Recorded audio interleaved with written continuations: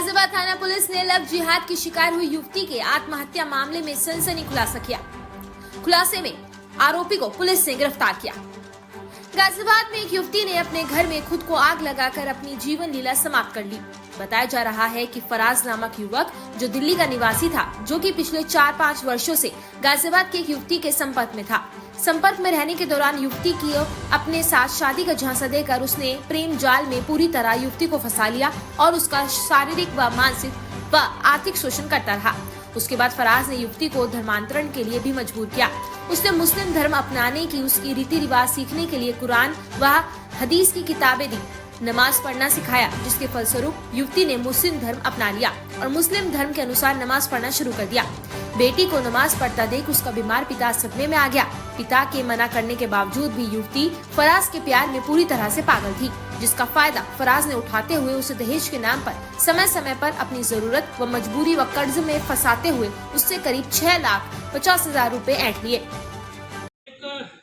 परिवर्तन कराने के आरोप में लड़की ने सुसाइड कर लिया। उस मामले में एक आरोपी की गिरफ्तारी हुई है। क्या कुछ मामला था? आखिर बात बिगड़ी तो कहाँ बिगड़ी?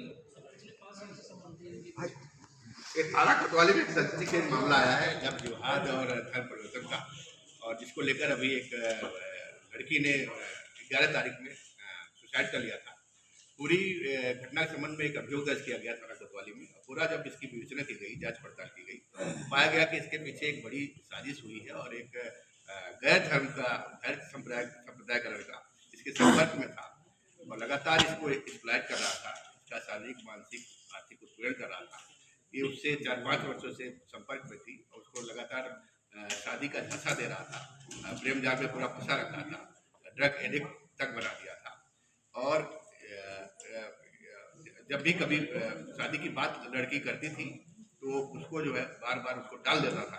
उसका एक तरह से पूरा माइंड वॉश करके उसके धर्म परिवर्तन के लिए जो गैर धर्म, जो मुस्लिम धर्म का लड़का था, वो अपने धर्म की सारे रीति रिवाज, जो नमाज पढ़ने के तरीके, सब इसको सिखला रहा था। एक तरह से जो एक प्रक्रिया होती है धर्म परिवर्तन की, उसको न अपनाकर निकाह करना चाहता था।